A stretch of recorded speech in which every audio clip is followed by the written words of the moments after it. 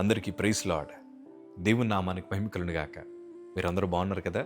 మీరు పెడుతున్న ప్రతి ప్రార్థన రిక్వెస్ట్‌కి అనేది మేము ప్రార్థన చేస్తూ ఉన్నాం. మా ఆశ అంతా ఒకటే.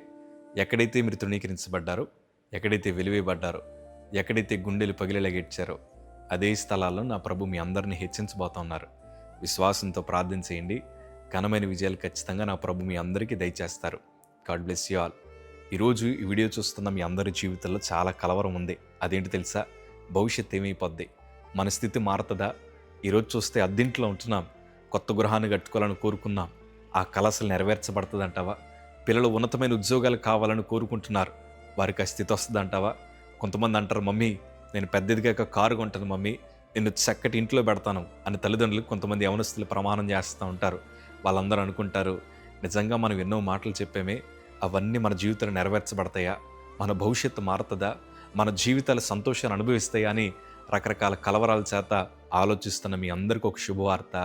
మనం ఆరాధిస్తున్న దేవుడు మన పరిస్థితులను మార్చగలడు. దేవుని యందు ఎవరైతే భయభక్తులు కలిగి ఉంటారో వారందరి జీవితాన్ని ఆయన ఉన్నతమైన సాక్షులుగా, సాధనాలుగా మారుస్తారు. బ్యాక్గ్రౌండ్ అక్కర్లేదండి. దేవుడు దీవించాలంటే వయసుతో సంబంధం లేదు, కేవలం మన భక్తితోనే సంబంధం.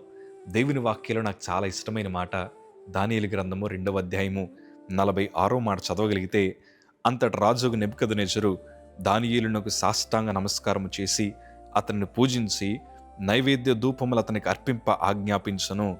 ఈ మాట చదువుతున్నప్పుడు నాకు అర్థమైన ఒకే ఒక్క విషయం ఏంటంటే, అన్ని రోజులు ఒకలా ఉండవు. ఒక బానిసగా తేబడిన దానియేలు పాదాల క్రింద ఆ దేశాన్ని పరిపాలిస్తున్న రాజు సాష్టాంగ నమస్కారం చేశాడు. ప్రియ సంగమా, ఇలాంటి సందర్భాలు బైబిల్లో చాలా అరుదుగా కనిపిస్తాయి. ఎందుకో చెప్పనా? కొంతమంది భక్తి జీవితాలు దేవుణ్ణి ఆకర్షించగలిగాయి, కొంతమంది భక్తి జీవితాలు దేశాలని ప్రభావితం చేయగలిగాయి. దానియేలు ఇంత స్థితికి వెళ్ళడం గల కారణం అంతా ఒకటే, అతని భక్తి అలవాట్లు అతని జీవితాన్ని ఆశీర్వాదం వైపు నడిపించాయి. ఈరోజు ఈ వీడియో చూస్తున్న మీ అందరిని ఒక ప్రశ్న అడగాలని ఆశపడుతున్నాను. రోజు మీ అలవాట్లు ఏంటి? కొంతమంది ఉదయాన్నే లేవగానే సెల్ ఫోన్ చూసుకుంటారు. స్నేహితులు ఏ స్టేటస్లు పెట్టారు, స్నేహితులు ఏ మెసేజ్లు పెట్టారు, నాకేం మిస్డ్ కాల్ ఉన్నాయని అవన్నీ చూస్తారు. కానీ ఎందుకు ప్రార్థించలేకపోతున్నారు? ఎందుకు మోకాల్లోని ప్రభా, ఈరోజు నాకు ఇచ్చినందుకు నీకు వందనాలు, నీకోసం బ్రతకడానికి కృపను అనుగ్రహించు ప్రభా, నీ జ్ఞానము దయచేయి ప్రభా, నీ మార్గంలో నడవాలని కోరుకుంటున్నాను, దానికి తగిన ద్వారాలు తెరవండి ప్రభా అని ఎందుకు ప్రభు మీద ఆధారపడలేకపోతున్నారు? దానియేలుకు ఒక అలవాటు ఉందండి, అతడు ముమ్మారు ప్రార్థన చేసేవాడు. ప్రియ సంగమా, కొంతమంది ముమ్మారు ప్రార్థన చేస్తారు. టిఫిన్ తిన్నప్పుడు, భోజనం చేస్తున్నప్పుడు, రాత్రి పడుకుంటున్నప్పుడు. ఇలాంటి ప్రార్థన కాదు. దానియేలు ప్రార్థన జీవితం ఎలా ఉందో తెలుసా? అతని సంపూర్ణ జీవితాన్ని ప్రభువుకు అప్పగించాడు. ప్రతి దినము దేవునితో గడపడానికి ప్రయత్నం చేశాడు. తనకుండిన అలవాటే తన స్థితిగతులను మార్చింది. ప్రియ సంగమా, ఈరోజు దైవజనుడిగా నేను పరిచయకు వచ్చిన తర్వాత 7 సంవత్సరాల దాకా నేను ఎవరికీ తెలియదు. నేను ప్రభు సందులో మోకాళ్ళు ఏడ్చిందంతా ఒకటే, అయ్యా నాకు సాక్ష్యం ఇచ్చావు, కానీ ఎందుకు నన్ను బయటికి పంపించట్లేదు? ఎందుకు నా స్థితి మారట్లేదు? ఎందుకు నన్ను ఎవరో పిలవట్లేదు ప్రభా అని ప్రభు పాదాల చెంత 7 సంవత్సరాలు ఏడ్చానయ్యా. నా కన్నీరు ప్రభువుకు మాత్రమే తెలుసు. కొన్నిసార్లు గుండెలు బాదుకొని, ఇంకెందుకయ్యా నా జీవితం, ఇంకెందుకు ప్రభా, నా స్థితి ఎప్పుడు మారుతుందయ్యా అని ప్రభు సందులో కనిపెట్టిన రోజులు నాకు ఇంకా జ్ఞాపకం ఉన్నాయి. నేను ప్రభు మందిరంలో ఏ కన్నీరైతే కార్చానో, ప్రభు సందులో ఏ విజ్ఞాపన అయితే చేశానో, వాటన్నిటికీ తగిన ప్రతిఫలాలు దేవుడిచ్చాడు. దైవజనుడికి ఒక మాట అయితే చెప్పగలను, నేను ఊహించిన దానికంటే ఉన్నతమైన కార్యాలు ప్రభు నా జీవితంలో జరిగించారు. ఆ 7 సంవత్సరాలు నాకుండిన అలవాటంతా ఒకటే, ఉదయాన్నే ప్రభు మందిరానికి వెళ్ళడం, ప్రభు సందులో మోకాళ్ళు వేయడం, నాకు వచ్చిన ఆరాధన ప్రభు సన్నిధిలో చేయడం, దేవుని వాక్యాన్ని చదవడం, ప్రతిరోజు ప్రభువులో గడిపాను. ఈరోజు దేవుడు ఖాళీ లేకుండా ప్రభు కోసం వాడబడ్డానికి దేవుడు కృప చూపించాడు. అన్ని రోజులు ఒకలా ఉండవు. ఈ సంగమా, ఈరోజు మీ కన్నీటిని చూస్తున్నాడు.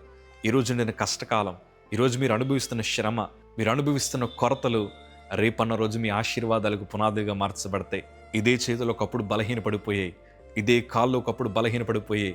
మేము ఎట్లాగా చేతులు చాపి, అయ్యా మా బ్రతుకులు ఇంకేది లేదు, ఇంకంతా ముగించబడింది, ఇంకా మాకే మార్గము లేవయ్యా, అన్ని ద్వారాలు ముయ్యబడ్డాయి, మా బ్రతుకులు ఒంటరిగా మార్చబడ్డాయి, ఈ జీవితం ఇంకెందుకయ్యా, తీసేసుకో ప్రభు అని కొన్నిసార్లు బాధతో మేము మోకాలని ప్రార్థన చేశాం. కానీ నా ప్రభులు వారు మా కన్నీటిని తుడిచి, మీరు ఏవి కంగారు పడద్దు, మీకోసం గొప్ప మేలులు దాచుంచారని ప్రభు మా భుజం తట్టి ముందరకు నడిపించారు. ఈరోజు చక్కటి కృపను మేము అనుభవిస్తున్నాం. అదే ధైర్యంతో అంటున్నాను, నీ జీవితాన్ని, స్థితిని దేవుడు మారుస్తాడు. నువ్వేదైతే నీ భవిష్యత్తు కోసం కలలుగంటున్నావో నువ్వు ఊహించని దానికంటే ఉన్నతమైన స్థితిని నా ప్రభు మీకు అనుగ్రహించునుగాక. నీ కుటుంబం ఎలా అయితే ఉండాలని ఆశపడుతున్నావో, నీ జీవితం ఎలా అయితే ఉండాలని ఆశపడుతున్నావో, నీ ఉద్యోగాలు ఎలా అయితే ఉండాలని ఆశపడుతున్నావో, నీ వ్యాపారం ఎలా అయితే ఉండాలని ఆశపడుతున్నావో, వాటన్నిటికంటే ఉన్నతమైన కార్యాలు నా ప్రభు మీ జీవితంలో జరిగించబోతున్నారు. అయ్యా, మా బ్రతుకులు పనికిరాని జీవితాలయ్యా, విలువలేని జీవితాలయ్యా, వెలివేయబడిన జీవితాలు మావి. కానీ ఈరోజు దేవుని కృపను బట్టి మా స్థితులను దేవుడు మార్చాడు. మమ్మల్ని చాలామంది వెటకారం చేస్తూ ఉండేవారు, చాలామంది మమ్మల్ని ఎగతాళి చేసి అనేవారు, మీ బ్రతుకులు ఇంక అయిపోయాయి అనేవారు.